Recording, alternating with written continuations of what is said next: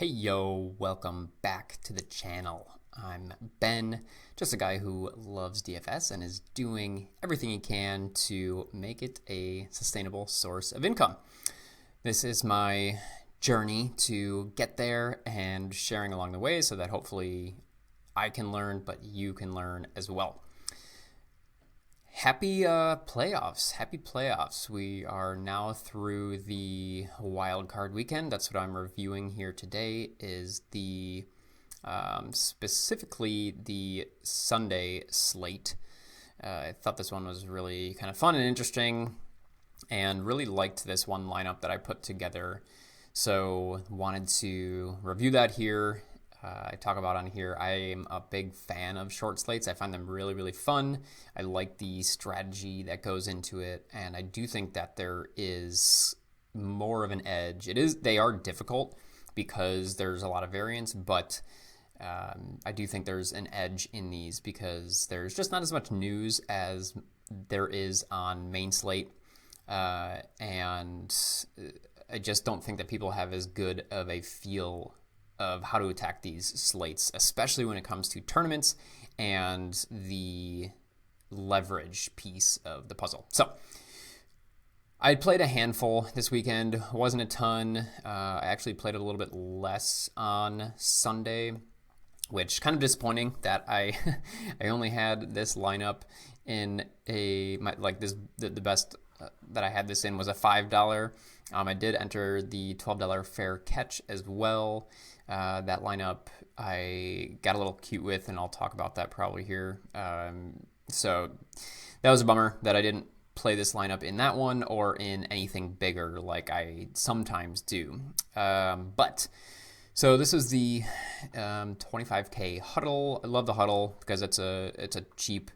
Like $5 is, feel pretty comfortable entering that. But you still have there's a decent little payout at the top if you can get there. 2,500 is nothing to shrug at.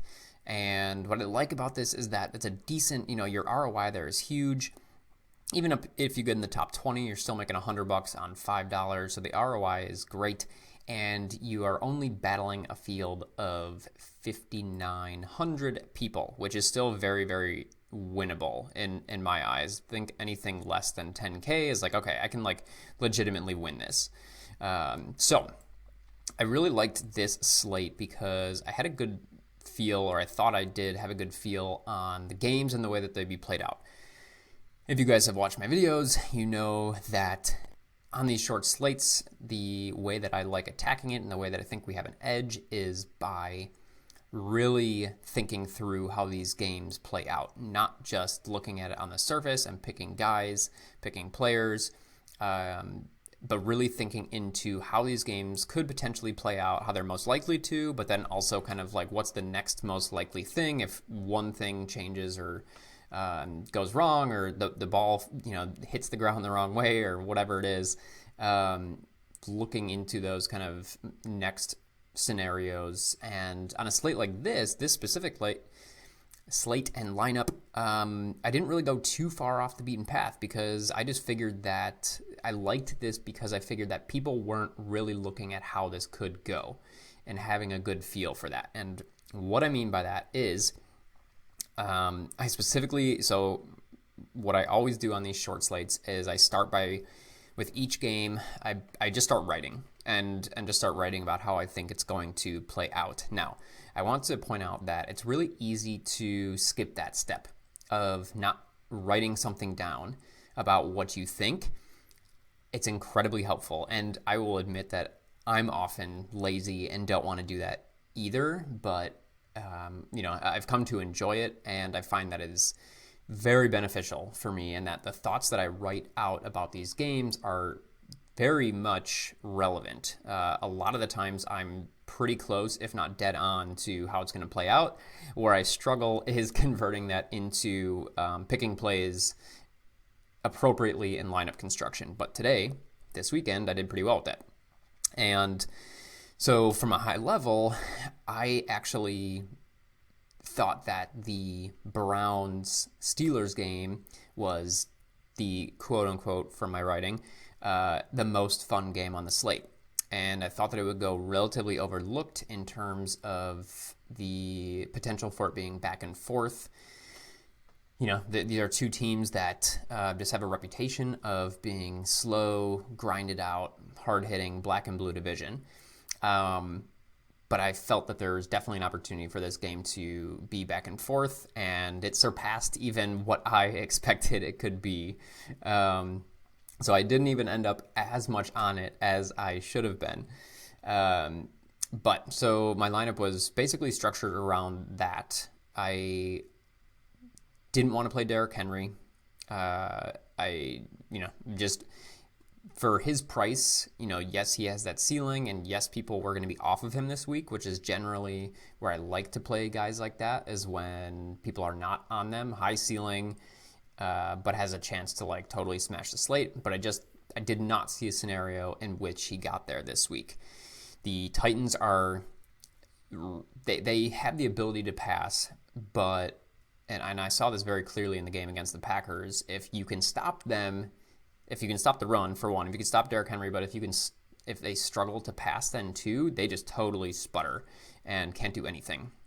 And so I thought there was a good chance of that happening, and I just thought that Henry's chances were so low. So I knew I didn't want to play him. And then I knew that everybody would be on Lamar, and for good reason. But as I was really thinking through these games, I loved Big Ben's chance of matching his score and potentially even scoring higher if things came out the right way. Lamar was the sexy play on this slate. Big Ben was kind of a sleeper, and the reason that, the Steelers have just looked awful the past few weeks, so it makes sense why people are thinking that, but they were going to be so pass heavy in this spot, regardless of game flow, and game flow happened to work out perfectly so that they had to be really pass heavy. And because of that, I also was thinking that there was a good chance that this game was going to stay close and that the Steelers weren't going to get a big lead. And I figured most people would be kind of expecting that. So I was definitely okay with Ben here, and I started with Lamar in a few places, but eventually switched to Ben because of that. So I knew I wanted to play him. In tournaments, I wanted to play him and three of his pass catchers. And the reason being, as I was writing this game out, I was realizing that he had a potential to easily throw 45 passes, and each of his pass catchers had a shot at 10 targets. The fucking crazy thing is that Ben threw 60-something passes. Juju, who was the one I don't have in this lineup, had 19 targets, and there like two or three of these other guys had double digits. I mean, just absolutely insane. So I paired Big Ben with Claypool, Ebron, and Deontay Johnson. Like I said, I wanted three of these guys. I've liked Claypool over Juju for his ceiling, and Juju's just a little bit bigger name, so I figured that I wanted to do that, but I still wanted Deontay because, he's just a target hog in this offense. Ironically, Juju ended up seeing almost twice the amount of targets that he did. But yeah, super happy to get in three of these guys, and their price points, like Ebron to me was pretty much a no-brainer, just because he's been seeing good volume, and against the Browns, I thought that these guys all had incredibly solid floors and very real ceilings. So happy I ended up with these three guys, all almost scoring 20 points, Ebron just being 0.8 off.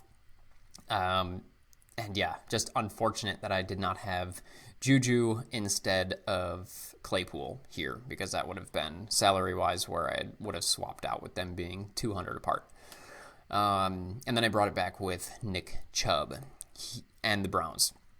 So the Browns, really, that was just because that was the defense that I could get to in this lineup. I really, really liked the Saints on this slate against the Bears, who I thought just would be desperately trying to win this game, their game, and would have to probably be forced into a couple bad decisions from Trubisky and things like that.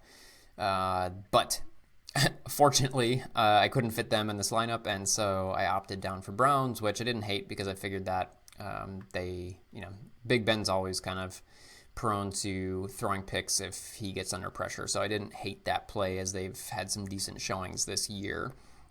And then it just kind of paired nicely with Chubb, and he's just somebody who, just an awesome player with a high ceiling.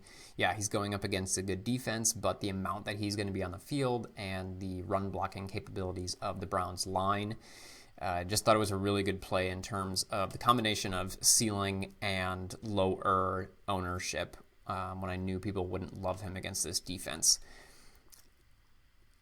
Kareem Hunt was also very much in play. I don't know what he ended up with total-wise, but I think he was 4,800 on this slate. So if you got him in here and played somebody like A.J. Brown instead of Corey Davis, you're looking good. So that was kind of my main stack. And then from there, like I said, I had Corey Davis coming in from from that game. I liked him purely because of his price. Figured they'd have to be throwing against the Ravens because they would be down, and I don't really know what happened with him. I saw that he had 2 targets. I know they showed him on the bench at one point, so I don't know what happened with Corey Davis. I never saw any news on that, but always hurts to get a donut from a guy who, definitely doesn't have a super solid floor, but does have a pretty big ceiling, and you could tell that the field liked him a lot, especially at his price. And then I wanted to play Kamara and Michael Thomas. I just figured that these two are going to see, they were going to be the main offensive drivers for this Saints offense. And I wanted them both in there and felt that it gave me such great exposure to points from the Saints. I watched the end of this game. I'm a Bears fan, unfortunately, and so brutal. I don't know I don't know how many of you followed this game, but if you see, Kamara had 99 rushing yards and 1 rushing touchdown.